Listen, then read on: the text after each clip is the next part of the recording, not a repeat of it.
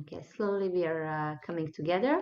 Welcome to our webinar and presentation on Youth Knowledge Book on Social Inclusion and Digitalization. We'll be going live soon, and we are waiting for people to enter the room.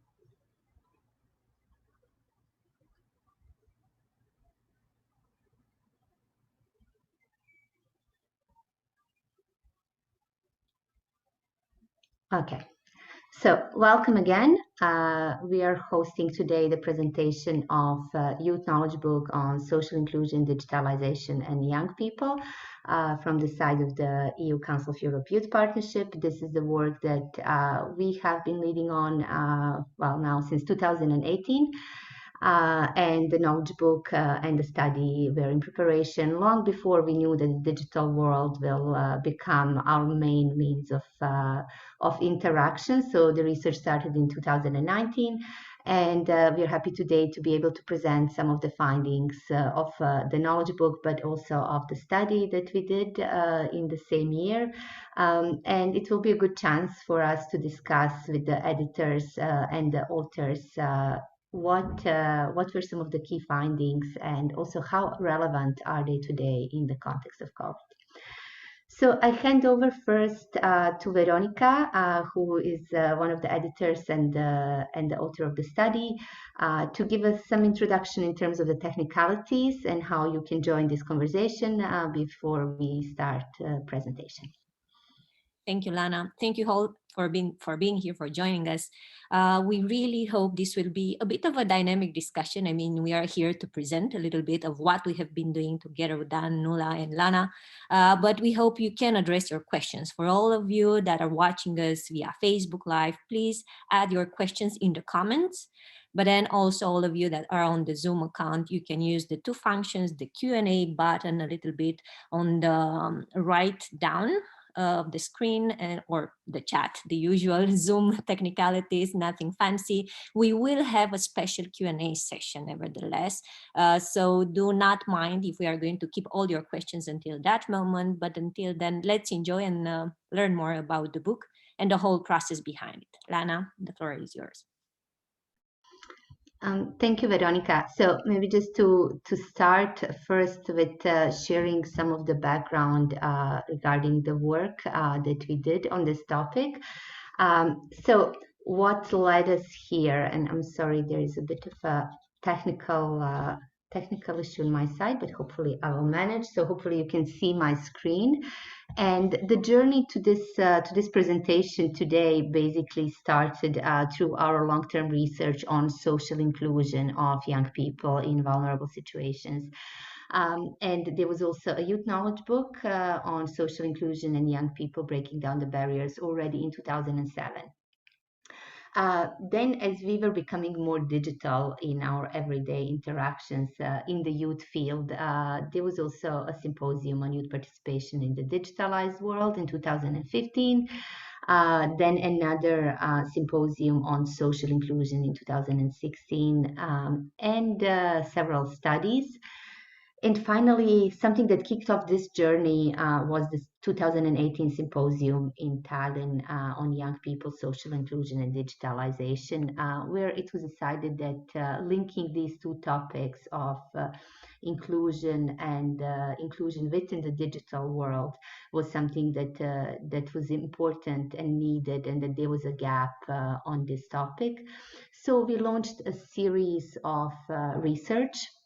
So first, there was a study in 2019 where we did a questionnaire and collected data from youth organizations and from other players from other actors in the youth sector on the policies, as well as on practical tools and platforms. And Veronica will speak a bit more about the findings of this work in a bit. And then we also reached out to people who are researching this topic and decided to have a call for chapters for youth knowledge book on social inclusion, digitalization, and young people.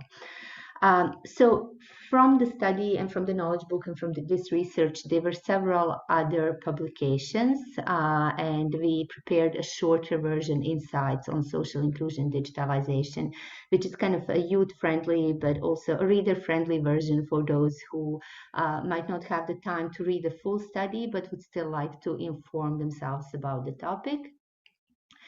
And then we had also some of the visual elements prepared for the study. And on the knowledge book itself, then we'll introduce the chapters and the topics that are covered, but we have also done several podcasts. We are recording podcasts for this, as well as kind of the visual elements and the comic, which was done from one of the chapters, and they cover really the impact of digitalization on young people's lives in various areas. And finally, we did not only do these publications. As I mentioned already, there is a podcast that was published last week with the summary of the main findings. But there was also different research where we explored what digitalization really means in everyday life, what it means for research. So last year we had a paper on artificial intelligence and young people and how artificial intelligence is actually impacting youth research in the current times. We also had the research done on the impact of digitalization and social inclusion in the context of COVID. So this is something that we explored a bit more last year. And we also had a look at the digital youth work and what this means for social inclusion and how could it be done and can it replace the youth work that is done in person, let's say the physical format. So these are just some of the kind of main themes and topics that we covered. And clearly the gap is still there, and we are seeing that there is a need for more research, especially when it comes to the COVID and its impact on different categories of young people. So we look forward to seeing what are still some of the missing elements and how to take it forward. But now I hand over to Dan to introduce the main findings of the book and to see what are the things that we do know, and then we can explore what we still have to learn. So Dan? Thank you very much, Lana. I think it's probably a case that what this book does is highlight a lot of the things we still need to learn in this topic. And I'm really pleased with it as a publication, that it's really opens up more questions and really points us in the direction of what we need to think about going forward. I'm going to screen share a Menti with you and just ask you a quick question, just to get a bit of discussion going. It would be an odd seminar on digital inclusion if we didn't use digital tools at some point. I'm sure many of you will have used Mentimeter already, and my colleagues will post a link to this in the chat. But I want to just start with one simple question. It's well, how much do you agree with the following statement? The online world is more inclusive than the physical world. We used to say the real world rather than the physical world, but I think that doesn't really ring very true anymore. And so this is almost, if you imagine, the start of this journey of this publication was before Corona, before we'd all spent 500 hours on Zoom and done a million different tests. And what it comes right at the heart of is that very much at the time, the youth sector was of the opinion that automatically digitalization would make things more inclusive, that digitalization was a panacea, would open a box to reaching out to many more young people to be more inclusive. And you can see, by the way, your responses are sort of hovering around the middle here, that actually, in a way, this is a bit of a trick question. It's far too simplistic to talk in this way about the online world being more or less inclusive. There's many, many more things going on than that. So in this chapter, I want to start by talking about, well, what do we mean by social inclusion in the context of this book? And we generally, I think, are all on the same page that somehow social inclusion, it's the opposite of exclusion. It's linked to upholding people's rights. And it's about ensuring people have access to things like education, a political voice, leisure, culture, all of these kind of things. And in the youth sector, and in the topic of digitalisation particularly, we often mix up a little bit what you might call the general inclusion of young people, which is how do young people's inclusion in society compare to older generations? Are they more or less excluded?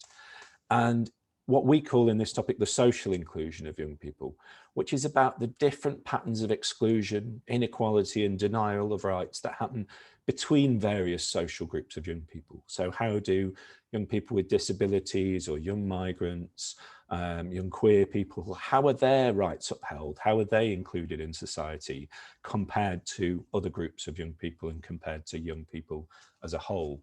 And that's very much the focus of what this book is about, is what does digitalisation do to that inclusion? How does it fit in with inclusion? Does it enable it? Does it prevent it? Does it create opportunities for it? And so, again, stepping forward from that idea of perhaps uncritically assuming that digitalisation will automatically make things more inclusive, we wanted just to question that a little bit and really to see if that was the case, if that was the reality, what were people's experiences online, and how does that relate to youth policy and youth work? One of the first chapters in the book is led by Adina Serban and Veronica, and as well as other members of the editorial team. It links to the study Alana mentioned.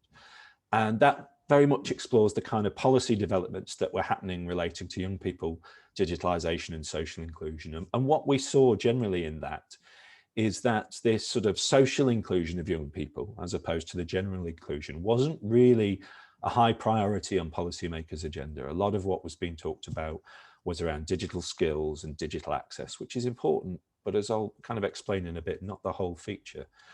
I'm going to hand over to Veronica, who will tell you a little bit more about the specifics of that chapter. Veronica, over to you.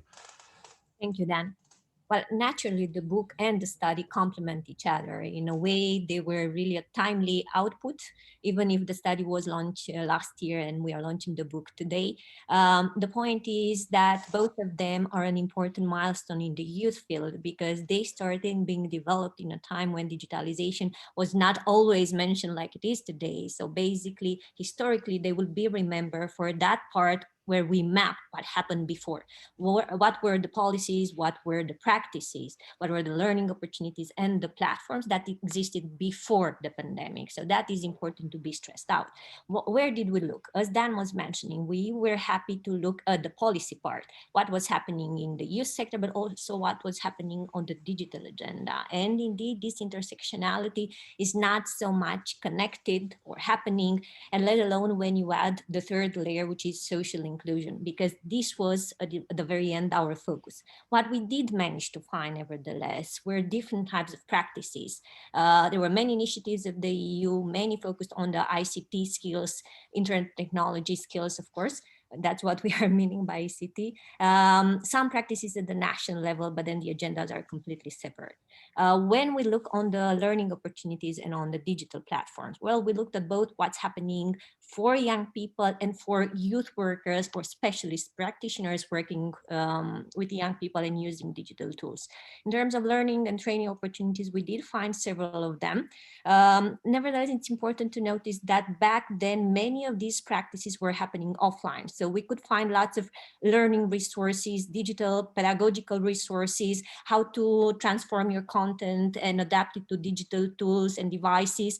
But many of the learning part was happening still in the face-to-face context.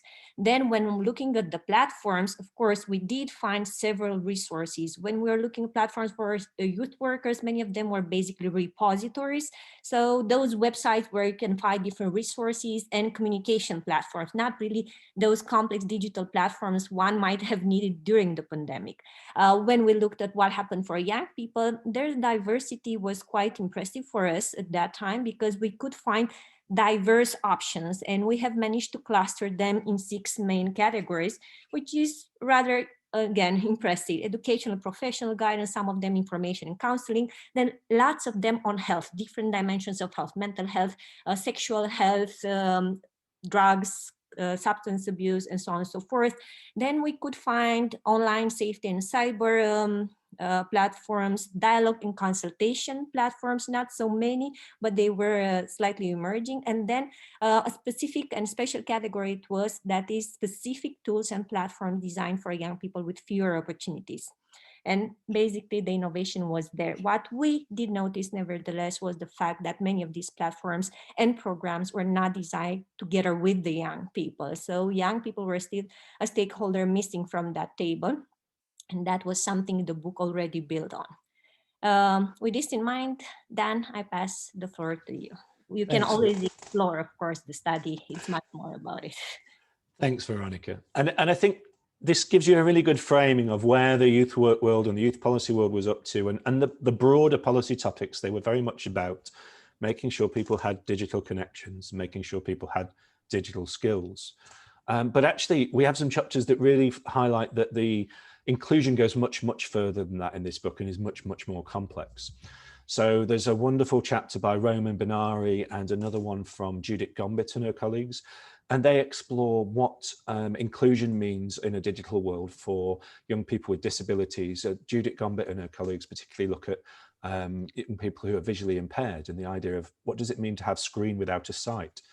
Roman sets out a framework around the importance of ensuring that the digital tools and the platforms that we use to work with young people, it's much more than just making sure they have a connection to them. It's about making sure they're accessible, they're usable to people with all sorts of different communication needs. So that idea of accessibility is much, much broader than just having a device and having a connection.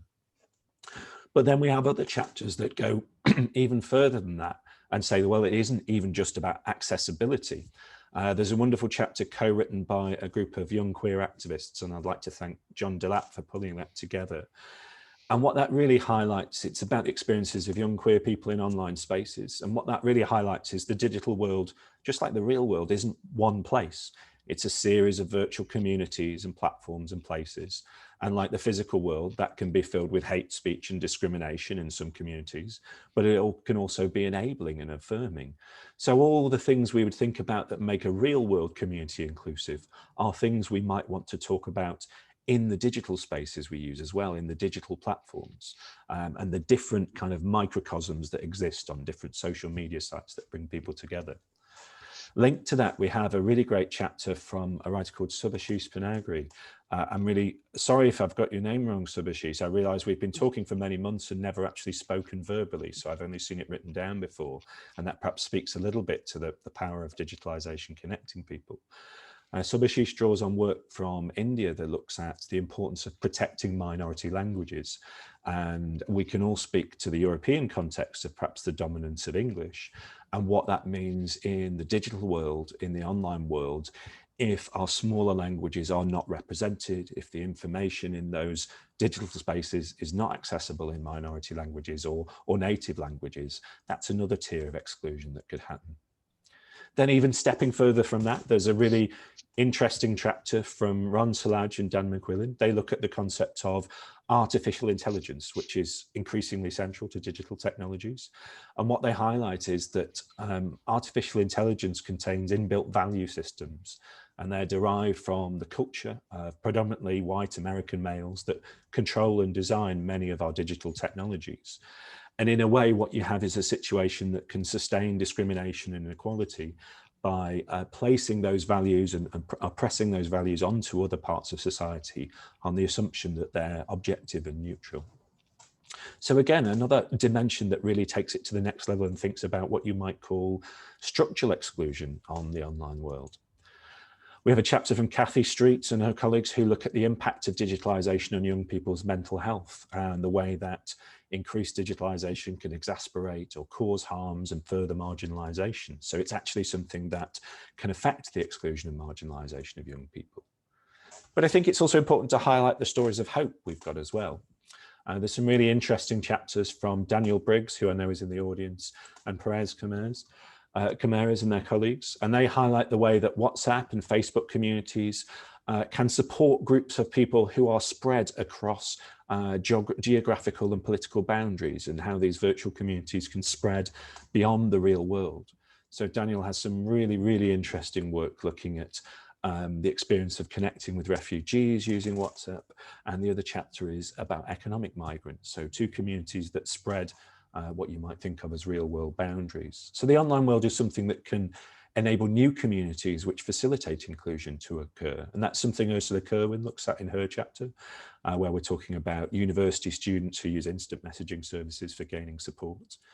And then there's a wonderful chapter from John Taylor and his colleagues in the Highlands of Scotland, where they're looking at the way digital tools can be used alongside youth work to overcome the sort of geographic isolation that happens in very remote communities and to make youth work accessible. And similarly, there's a chapter from Thomas Schmidt and his colleagues looking at the potential for coding technologies for the inclusion of young people with disabilities. And then finishing the book, there's a cluster of really interesting chapters that sort of bring things a little bit more back to practice and back to earth of what this actually might mean for those of us who work in the youth sector and who work in youth policy. There's a chapter from Bonekamp and Findleston, a chapter from Lassie Cerula, and a chapter from Nuala Connolly and James Kennedy. And they, in various different ways, they all look at more practically what are the implications for doing youth work inclusively in a digital world, or developing work in universities digitally, or Nuala's chapter is focused on ethics and human rights in relation to this. I think this is a good point for me to hand over to Nuala, who will tell you a little bit more about that. Nuala, over to you. Sure. Thanks, Dan. Good morning, everybody. Good morning from Ireland, and thanks for the introduction. If you don't know me, I know some of you do. I'm Nuala Connolly. I'm a researcher based in Ireland. I've worked with the pool of European youth researchers for a number of years. It's great to be here today with everyone, and how fitting that this should be a digital launch for our book. I was delighted to play a small part in bringing together so many important voices on this topic, and to see such, and even to hear Dan reflect this morning on the breadth of material in the book. It really does bring together some valuable voices and some really important inputs, and such a timely piece of work now. That we can potentially build on this momentum in a time when all of these digital issues are more relevant than ever. The events of the last year have fundamentally changed so much of our lives, the way we work, the way we communicate, the way we learn, the way we teach, for those of us who are doing that. And when we think about, I think, social inclusion as participation and engagement in society, and self-efficacy, maybe in realization, self-realization among young people in different contexts, it has come with some opportunities, and we're starting to see research on this. Young people talk about, spending more time with family, having more flexibility to do work or study from home, new opportunities to engage with technology in learning contexts. But it's also presented challenges, and at times I think these have been old challenges manifesting in new ways, as we often see, but also new challenges. Early stage research into the impact of COVID on young people has shown that they struggle with mental health issues, they're missing friends, they're missing social engagement, they're worried about their education, their transitions in education, struggling with a lack of routine. And they've, like all of us, relied more on digital technology, and this has come with opportunities and challenges. And in some ways, I think the impact of the last year has reinforced and exacerbated existing divides, and potentially even deepened inequalities. Often those who experience social exclusion in turn experience digital exclusion. So those who might have more social capital are more likely to reproduce that online, applying similar mechanisms, and it's thought that this then creates a reciprocal relationship offline, and so it is time for us to start having these relevant conversations, and give more consideration to those who are further excluded, and how these groups can be supported to engage and participate in a digital world. Some of the problems seem familiar. I think the pace of change and the likely impact is something we couldn't have imagined when we worked on this book, but it's important to reflect on now. I think as we launch the book, there's somehow an opportunity now to look at this material through a slightly different lens, knowing the impact that all of this has had over the last year. So as has been set out, the publication explores the intersection between digitalization and social inclusion of young people. So it's about how digitalization affects young people's lives, and what role youth policy, youth work, and youth research can play in this respect. And it's conceptual in places, it's practical in places, it's policy driven in places, but it brings together, as I said, a lot of valuable voices. In my chapter, I look at the link between overcoming social inclusion and realizing rights for young people in the digital world. And I won't go through it in a lot of detail, but I suppose I'm asking some questions. What do we know about young people's engagement in technology? What are the existing frameworks to support young people's rights in the digital space, and young people in different contexts. How can states better realise their obligations to young people's rights? How can businesses do better to self-regulate in this space? How can young people's views and experiences be expressed and taken into account when formulating policies and practices which affect their access to and their use of digital technologies? So I talk a little bit about, I suppose, the now somewhat demystified term of the digital native and the advanced narrative of a digital divide, which has led to more conceptualization and more discussion of digital skills, and indeed the different types of digital skills that are needed. And then also a bit about the concept of social exclusion and how it interacts or compounds existing social exclusion.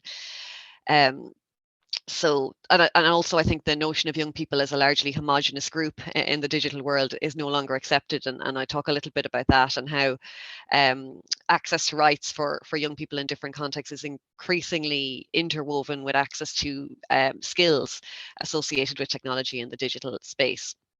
So I speak about opportunities the states have to advance the agenda through digital literacy education, ethics and empathy education, how businesses could potentially have opportunities to develop youth-friendly policies, to look for opportunities to co-design policies around young people's engagement with technology.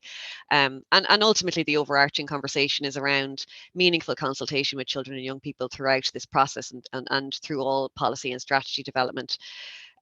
I think against the overall backdrop and everything we're talking about, and a few authors have raised it, is it's apparent that the translation of social rights to the digital world and the links between social and digital exclusion do require further thinking and further conceptualization. And I'll just briefly mention a couple of other chapters that are kind of topping and tailing my chapter. So minus 15 and chapter 14 is chapter 14 speaks a bit more to digital skills and digital ethics that I've mentioned, and it's written by Bjorn Bonenkamp and Lucas Findeson, and they present a framework for addressing social inclusion in the digital world based on several levels of what they call digital skills and educational approaches. And the framework was developed and tested at Karls University. And it's nice because it's a step further, I think, of conceptualizing some of these issues. So they talk about digital sustainability and digital ecosystems, the different levels of education that lead to different competencies within these ecosystems. And then this kind of thirdly, they sort of develop and advance the concept of digital ethics and virtual values. So how we might enable learners to make the right decisions on their own in digital spaces. And it sort of links quite nicely and coherently, I think, to some of the points I made. And they call for further dialogue actually between universities and non-formal and informal educators, I guess arising directly from the work that they've done. So that's a nice chapter, and I'd recommend people read that, but take a look at that one also. Lasse, who I think I saw earlier, I don't know if he's still here in the audience, Lasse Serrala, in what is a very fitting, I would say, closing chapter, looks at the role of digital youth work, advocating for the creation of a sustainable strategy to manage both digital opportunities and the digital disadvantages facing young people. It's very timely. He sets out a proposal to develop a digitalization strategy and manage its implementation. So again, here, I think the multidimensional nature of social exclusion is highlighted. So the emphasis on the need for a coordinated, coherent response from a number of actors. I'd encourage you to read this one, I think, because there's some interesting reflections on the global monopoly of big technology and how that's understood by young people and indeed the youth work sector. Very interesting.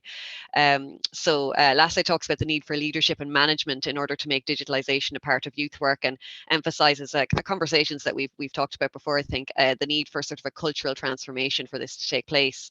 And so this includes an emphasis on digital skills of youth workers and within the culture of youth work organizations. And so he's really identifying there, I think, more questions as well as further conceptualizing some of the issues. So it's very interesting. And so just to summarize and to echo what my colleagues have said, the book brings together a lot of valuable thinking on the issue. And I think the overall political support remains strong and has been, and it's a really important moment to build on that. I've learned a lot from taking part in and participating in editing this book, and I think we do need more research on the ways in which social exclusion is reproduced in the digital world, but also now, I think, in the context of COVID-19. Thanks.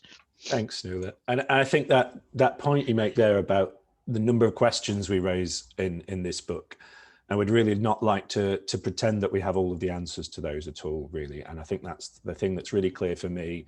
And I mean, us as a group of editors and authors, but also us as a youth work sector and a youth policy sector, that there is a lot of work to be done and a lot of distance to travel before we can come even close, I think, to thinking that the sorts of work we are doing in online spaces is accessible and inclusive, that the sorts of topics and things that we're considering as a society as a whole are going to address the wider issues of social inclusion. And you can see I've put up a Menti on the screen that you are welcome to go to. 82 68 90 84 is the code, and just to get our next stage going in the questions and answers, which is what should be the main focus for future initiatives tackling young people, social inclusion and digitalisation. I can see we've already got a few comments there around accessibility, self-worth, empathy, mental well-being, digital creativity. I might just leave this running for a few seconds and hand over to Lana just to close off. Lana, thank you. Thank you, Dan. And it's great to have the visual of what are kind of the new and upcoming priorities or ideas that we have in the field. Maybe just to add on your presentation and what Nuala and Veronica said as well, that other chapters from the book will be presented in different formats as well. So we will have podcasts with authors of the chapters on refugees and young migrants, as well as podcasts on mental well-being and young people in the digital world. And also a couple of others. So you can stay tuned to the Facebook event. We will be sharing them in the coming weeks. But also to note the question in the chat regarding the inclusion and presentation of different materials for different groups of young people. We do note that, of course, it is not possible for everybody to follow it in this format, but that is why we really wanted to pay attention to producing the chapters in different formats. So that's why we have the podcasts, which will also have transcripts for those who will need them. And also we will have the certain visual elements such as illustrations and comics and infographics from different chapters, which will summarize the findings. So hopefully that will help at least a little bit when it comes to sharing the information in different formats for different groups of young people, but also sharing the information in formats that people might find it easier to comprehend and digest as well. And also I noted there was a question regarding the availability of the book, so we can ship it to anybody who wishes to have a book in the printed, let's say, hard copy format, but it is also available on our website, and I just shared the link in the chat, and also it is in the event itself. So that is maybe some of the updates, and I don't know, Dan, if you want to comment on what is coming up. I note the point on speaking slowly, so this is also something for myself to consider. But I think this question of mental health when it comes to digitalization and social inclusion is something that all of us have experienced this year with the digital overload. So that will be an interesting one to look at. Yeah. I think what's interesting, if you compare sort of pre-corona to post-corona, and when we started this journey, we were thinking very much that what we were probably going to have to do is make the case that we needed to think more about social inclusion in the digital world, in online spaces. I think that's much more accepted now, post-corona. So that allows us to move on and think about, beyond teaching digital skills, beyond ensuring everyone has broadband or internet access, what do making things accessible, making things inclusive really mean in the online spaces? What are some of the implications of working in commercially owned platforms versus youth sector owned platforms? And how do we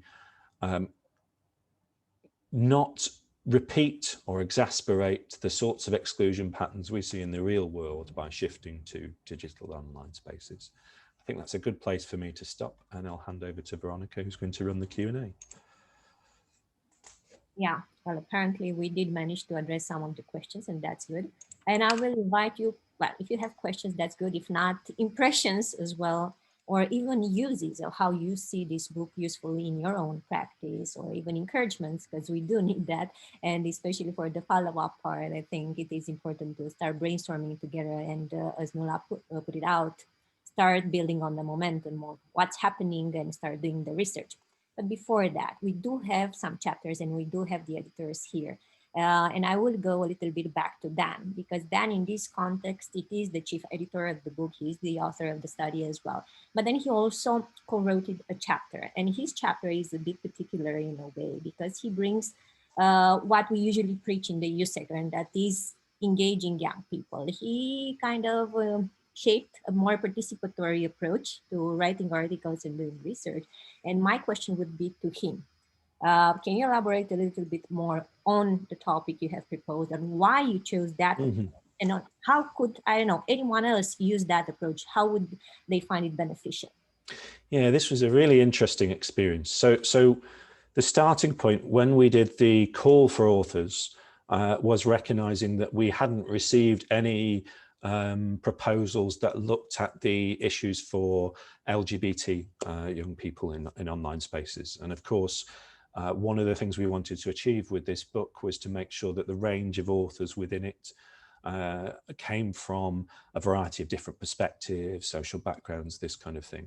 So it was important as much as we can, and it's always difficult if you have a limited space in a book and a limited proposals to cover every base, to reach out and find a way of ensuring that young LGBT people's voices could be included as part of a chapter in this book. So I worked with a fantastic educator called John Delap, and reached out through a number of different youth work organisations just to find people who were interested in co-writing a conversation, co-writing a chapter around queer issues and digitalisation.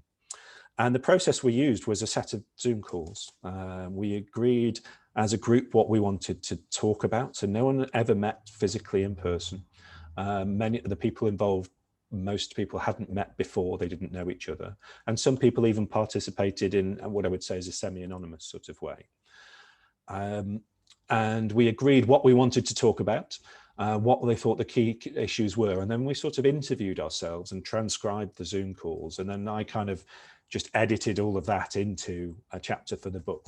It was quite a learning experience. There's quite a big difference between the spoken word and the written word. So there was a lot of editing to do.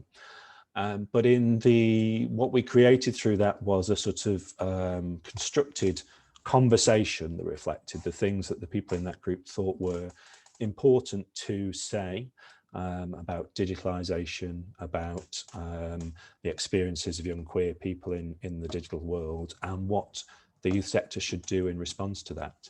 And I think it's a process that actually straddles research and youth work in a lot of ways. John Taylor did a similar thing with two young people working with him in the Highlands of Scotland. And I think there's a lot of space if you are open to the idea that knowledge comes from people's lived experiences as well as from research and from study, and that actually constructing a passage of text with people to reflect that knowledge is something that speaks strongly to non-formal education, informal education, and the sorts of things we do in a youth work sector a lot. It was a great experience for me, and I'd really encourage anyone to give that a go, but definitely make sure you're prepared to do some editing as part of it. Thank you, Veronica. Great, thank you for the advice. I think it's important also to explore new paths, even for researchers and for academia, or even for youth workers. So that's on the right track of keep exploring and innovating. I will connect the second question with Nola, her chapter, and also a bit of a question that we have just received from Ilaria. Nola touches on the point of rights, the rights-based approach, the human rights of young people in the new digital world. But she was also suggesting a more participatory approach of young people in shaping the new technology. And here is the question. To which extent can we understand if there are processes, advocacy initiatives towards the government, public institutions? If they are not, what are the challenges? Why is this not so much happening yet? And I know that in your chapter, you do already bring some positive examples. So can you reflect on this, Nuala? 1 second, I just unmute myself there. Thanks. Yeah, I do talk a little bit about that. I think I more than answer the questions. I think I ask the same question. I think one of the certainly one of the emerging once some of the concepts have been teased out a bit more. One of the emerging questions that has arisen in many of the chapters is how to advocate in various spaces, whether it's advocate at a policy level, at a state level, advocate through the private sector, through businesses, to ensure policies are more inclusive, strategies are more inclusive, and how we might go about that. I do present a couple of examples, but I do talk about sort of the policy development, the need for an evidence-informed and evidence-based approach within the policy development space as well, and that approaches must be sort of all approaches must be proportionate and co-designed in collaboration with relevant stakeholders, including young people themselves.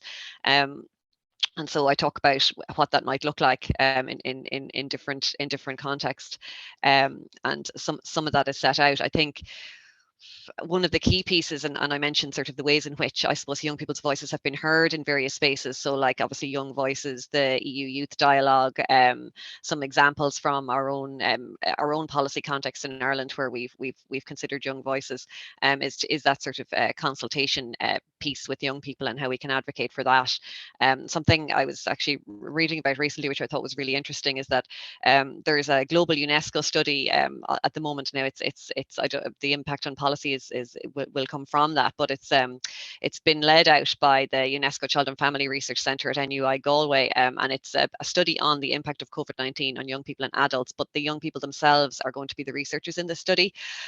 So it'll be more than 6,000 young people to date, I think across 100 countries have applied to be researchers on the project. So it'll be led by the UNESCO Centre, but it will involve this sort of youth as researchers concept, where young people aged 18 to 35 will lead on the research, and they will look at the impact of COVID-19 on well-being, education, the use of technology, human rights, civic engagement, issues like that.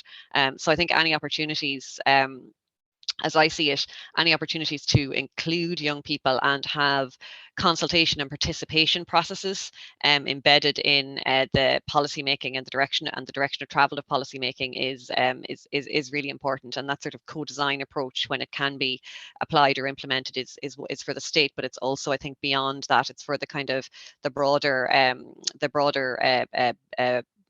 private sector space as well, where the tech companies would also have opportunities to include young people and young people's voices in their policy and strategy making. I think if I could come in a bit on that, Nuala, one of the things I've been thinking a lot through some of the chapters in this book and also through COVID lately is there are some big issues about digitalisation that are about things like internet governance, digital connectivity.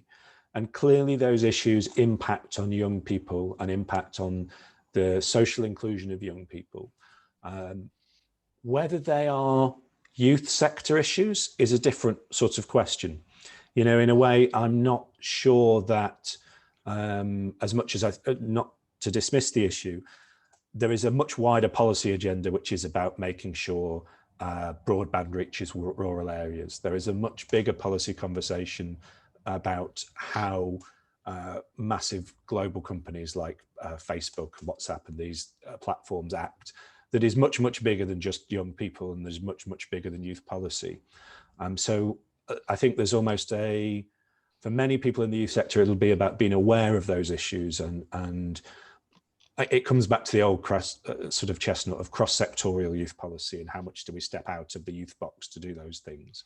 But they're definitely not youth issues in that they don't only affect young people. They're much larger, and they'll be developed by parts of government that are really quite separate to the youth sector generally. Now, having said that, many youth activists and youth organisations, particularly around internet governance, are at the forefront of raising some of these issues, thinking about some of these issues, making their voices heard on how they want parts of the digital world to operate differently. And I think you can see that around some of the work that happens around the Council of Europe and their internet governance work. So it may be that youth activists and youth advocates are some of the ones leading these issues in the same way we see things around the environmental movement at the moment. But they're not issues that just affect young people, they affect our entire population, really. Thank you. Thanks. Maybe I can jump in briefly, Veronica, before the next question to reflect on this as well. It's really interesting because we did quite a number of webinars and podcasts and discussions on digitalization over the last year within different topics, whether it was related to COVID or if it was kind of linked with the issues of privacy and GDPR and online safety. And always this question of kind of awareness of the digital tools comes up, and kind of how much do we know when it comes to the usage of our data and how safe the platforms are, but then also the competences and knowledge of those of us in the youth field to really tackle these questions and to deal with them, and how we can address some of the safety issues around it and some of the privacy issues. And we had actually last week the webinar on digital youth work, discussing whether we need kind of a strategy for this, and also if the platforms and tools in the youth sector should be developed by the sector itself. So whether we should be relying really on kind of the tech companies, or if the sector should be doing something on its own. And it's an interesting debate and a question for us. And again, it brings us to this topic of competences and knowledge, but also youth sector functioning within the wider sphere and within the policy sector as well. And yeah, I think this is also something that brings more questions for us in terms of what should policy address and what should also practitioners be doing, and how much can we all be digital specialists. I certainly don't consider myself one, and but we also have to operate within the digital world. So how much should we know when it comes to the tech? So I pass back to Veronica. Great points. I will nevertheless recommend you also to go a little bit through the study, and that is a bit of an overview of how actually these policies, because Ilaria points out perfectly, is there any advocacy process, especially for this digital inclusion dimension? And at least the study pointed out that the overlaps were very limited, if at all, and more that speaking about digital competencies was very little discussion in general, let alone the engagement of the youth stakeholders. And I think that may be, I don't know, a point we can make for future research or for future initiatives, including advocacy initiatives. Doesn't mean they are not happening, but digital is happening in one part, youth and social inclusion is happening in another part. And how I will build on this part, on this question, both to Dan and Nuala, and that is, do you see a difference? I mean, it's mostly your own perception at this point between the life before the pandemic and now. Have you seen online communities being more engaged in shaping decisions? Either it has been, I don't know, using digital tools in the life of the pandemic, or education in the pandemic life and things like that. Have you noticed any openness from a specific stakeholder or no stakeholder? I think what we've seen in COVID is a rapid process of digitalizing what we were already trying to do in the real world, in the physical world, and in a way that has overlooked some of the potential of digital spaces. So what I mean by that is, rather than a training course, we had a webinar. Rather than a consultation or a small group work process, we had video chats. And we basically tried to replicate what we were doing in physical spaces in digital spaces, and keep the same root concepts of, this is about 10 people all coming together at the same time talking. Not everyone, of course, doing this. And what I think we've been not really done, and this is understandable because of the speed we digitalized, but also I think because of the heritage of the sector, is experimented with things that are more focused around, say, asynchronous interaction, where people are not interacting at the same time, that start to blend communications and informations approaches with youth work approaches that would really create something new. And I think that's for two reasons driving that. One is that the heritage of youth work is basically about small group discussion, and maybe that isn't the format for an online space. It isn't naturally, if you look at what happens in existing virtual communities, it isn't often based around 20 or 30 people having regular webinars on Zoom. Before COVID, it was based around very different types of interactions. But I think one of the other limits is that our youth work policy, our youth work funding, and our youth work practice is aligned to geographic boundaries, so national boundaries, regional boundaries, local boundaries. And of course, the digital world doesn't align easily to those barriers or at all. So I noticed someone on Menti's put the idea of national policies into the chat. If you are looking at developing a platform or a digital tool to work with young people, it really doesn't make sense to do that just for one town because of the costs involved. I think you would really have to scale up and work probably internationally rather than nationally to get a good quality piece of work. If you are looking at providing support for, say, refugees or young people with disabilities or young queer people, communities of interest rather than geographic communities, it makes sense to offer that support. And it's almost hard to stop offering that support online in a way that limits itself to just one country or just one town or city. And that's problematic for the way we fund youth work and the way our youth policy operates, because we give out money to this region to make a project or to that country or to that policy. And if you don't fit neatly into those boxes, and if you don't fit neatly into the idea that you can count the number of participants you've had as opposed to your audience metrics and your engagement that you might use in a digital space, it's kind of hard to do something that isn't really just replicating what we do physically. And so I think a lot of what we've done in COVID is that replication, but there will be some people who've now learnt from that and are starting to experiment and push out more. Thanks, Dan. Yeah, I'd agree with you. I think what I've seen a lot of in the research space, certainly coming from the side I'm coming from, has been just reimagining the traditional processes of consultation, of engagement with different groups, and bringing that all online. And it's not just carrying it into a WebEx or carrying it into a Zoom, but it's what that process looks, what that interactive process looks like. So it's using the kind of tools like Menti and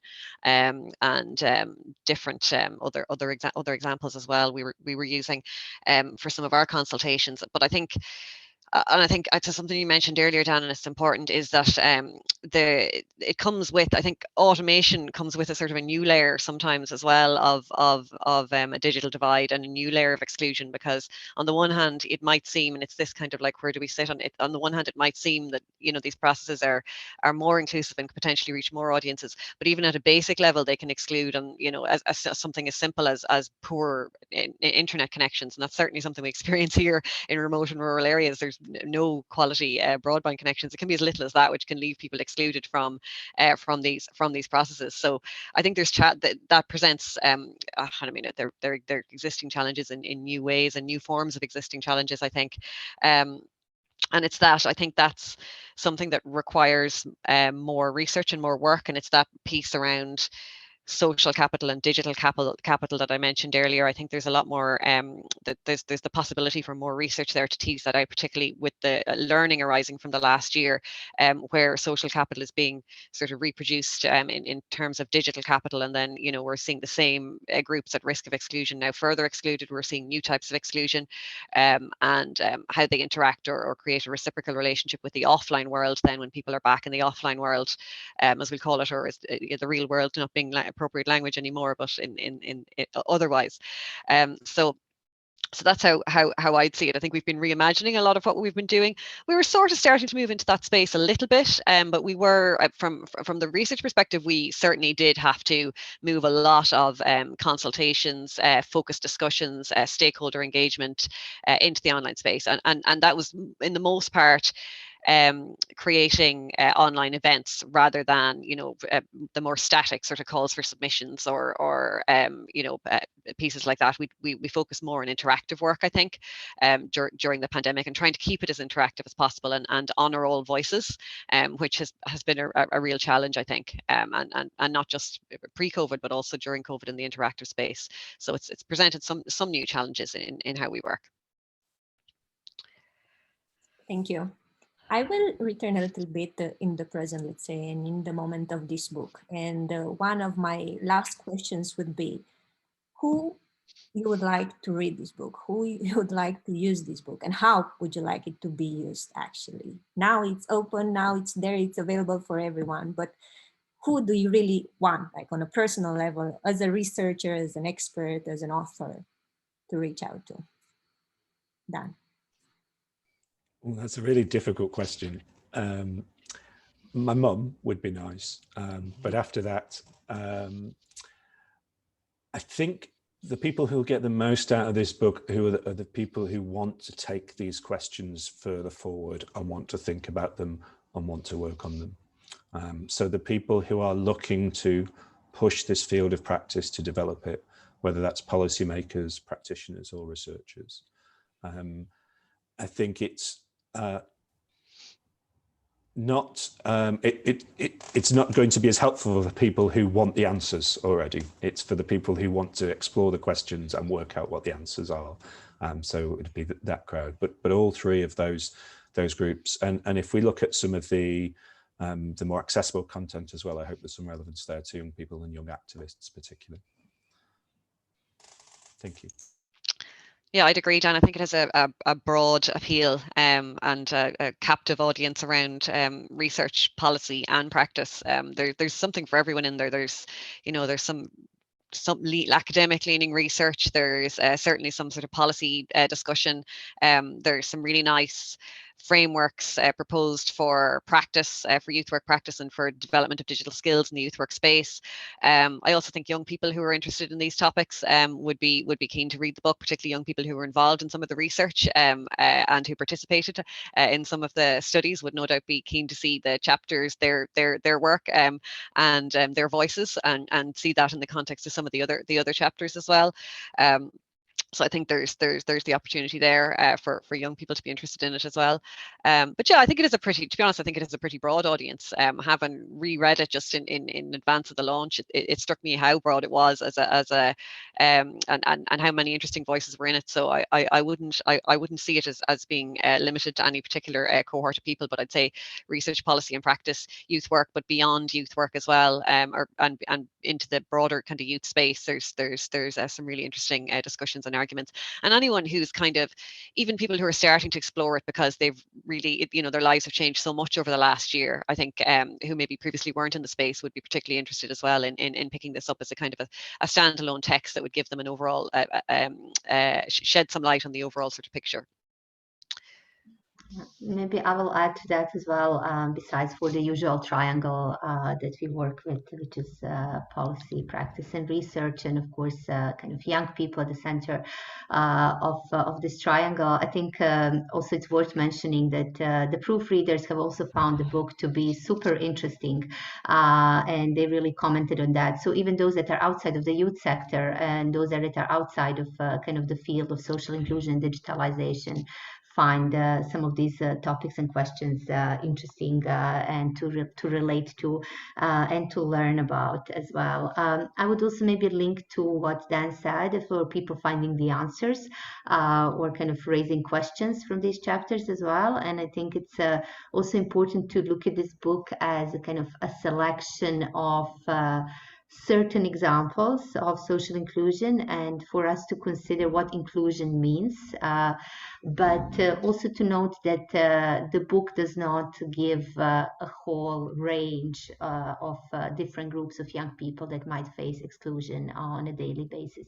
So for example, we do not have any chapters in the book on gender and exclusion of young women, and there was a lot of work done by different international agencies and organizations on bringing young women into the tech sector.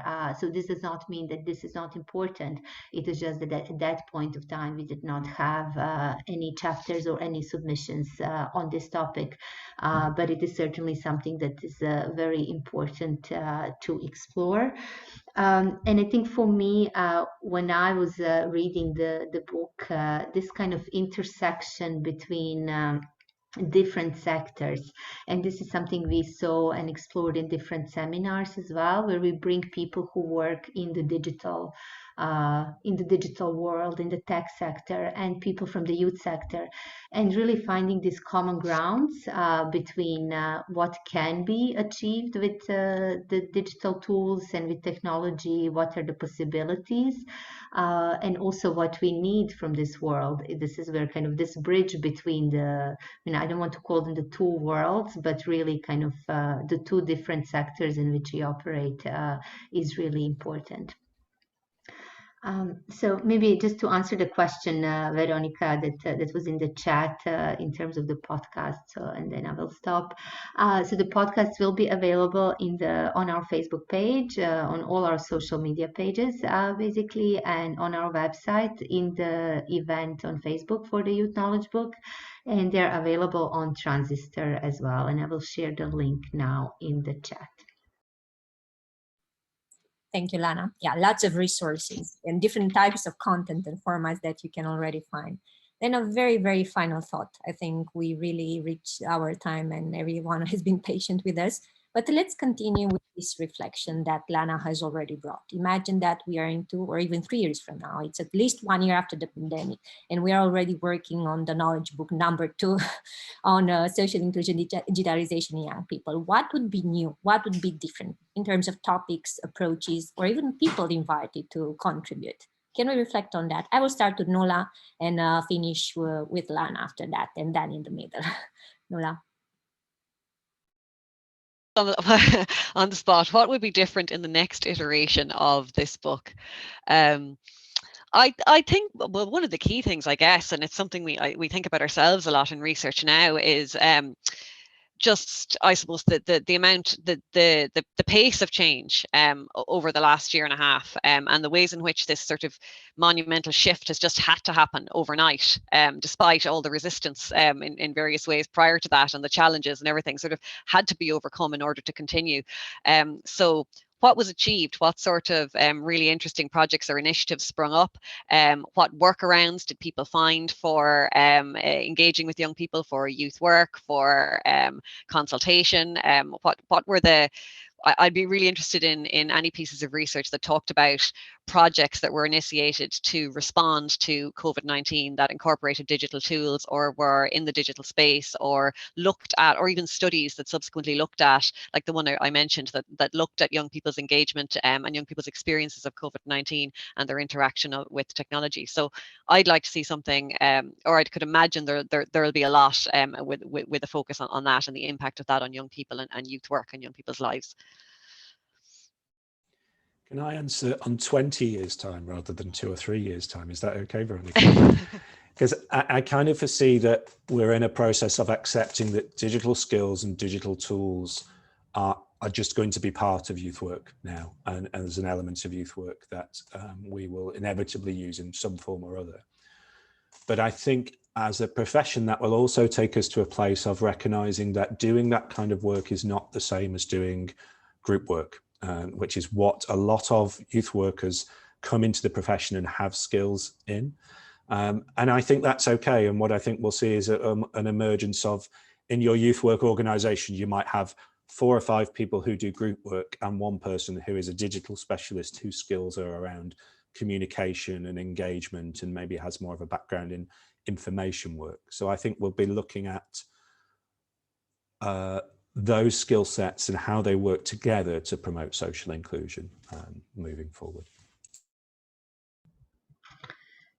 I will reflect on this question with the message that came from our webinar last week, and that is that now we are speaking of digital youth work, but soon we will be calling it only youth work and thinking of it in the context that it happens online and offline, and it happens in different formats, or we will have a completely different name for it.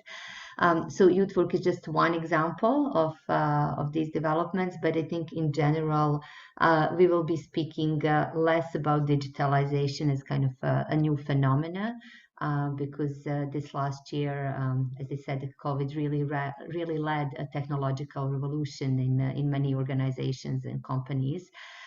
So we will be accepting it more as something that is part of our lives and something that is part of how we work. I think in a couple of years we'll probably be seeing more research into the exclusion when it comes to the socioeconomic categories of young people, because this is something that might not have been covered as much. And I think with the digital gap and also with the impact of COVID on different groups of young people from different backgrounds, this is something that is going to be an important area to look into. Okay. Thank you, Lana. Well, we did receive one last question, and as a courtesy to our very patient listeners and participants today, I would invite Dan to reflect a little bit on what is his expert, let's say, opinion, or youth field expert, however you want to use it. See it. He has different hats on the ways of how we can mitigate the immediate impact or the medium or long term of digitalization on young people. Mitigate or improve, let's say, you choose the angle. Sorry, I was on mute. If we're looking at the immediate impact, I'd want us to be thinking about things like young people's mental health, which already needs much greater support and investment in it anyway, and providing services around that, and recognizing some of the things that we need to, the educational work we need to do with young people about keeping them safe online and understanding how the online world affects their mental health. For the medium and long-term things, I think there are two issues to think about. One is the digitalization of jobs and how that will leave many, many parts of society without work and without employment. And we need kind of wide social policies to deal with that and educate our societies so that they can work in knowledge-based economies. And then I also think we need, I don't think this is necessary for the youth sector to deal with, but we need much stronger legislative frameworks and work with the to regulate the large technological companies to think about the impact on democracy, human rights, and the invasion of people's privacy. And I think that can really only be dealt with by international institutions legislating and controlling those companies. Good. Well, thank you. It's literally a lot happening there, a lot more that needs to be happening. I think we'll have to be really critical of everything that's spamming us in a way. It's a lot of noise, but also a lot of quality that is being produced. I think that will be the job that we all have to take care of, and the partnership together with us. So Lana, really thank you for everything. This is all from my side. I pass the floor to you. Thank you. Thank you, Veronica, for facilitating this, and thanks everybody for joining this conversation. It's kind of, I wouldn't say a final conversation in a webinar format on this topic for us, because we've been presenting different outputs of our research over the last year, but it's I would think of it as a starting point to think of now digitalization and social inclusion within this new context. We'll be researching more into the impact of COVID through our COVID Knowledge Hub and seeing what is coming from there and kind of mapping and analyzing different findings and different priorities. So I would really like to thank the people who joined the webinar, and we will be sharing all the resources through our numerous channels on social media and website. And thank you so much, Dan and Nuala and Veronica, for being with us today to share the information about the book and the updates, and also some of your experiences and thoughts about what is the future of digitalization, social inclusion, and young people. So stay with us, follow the pages, and we look forward to exploring these topics in the coming years. I guess digitalization is here to stay, so we can't run away from it. Okay, have a great day, everyone, and thanks for joining the webinar.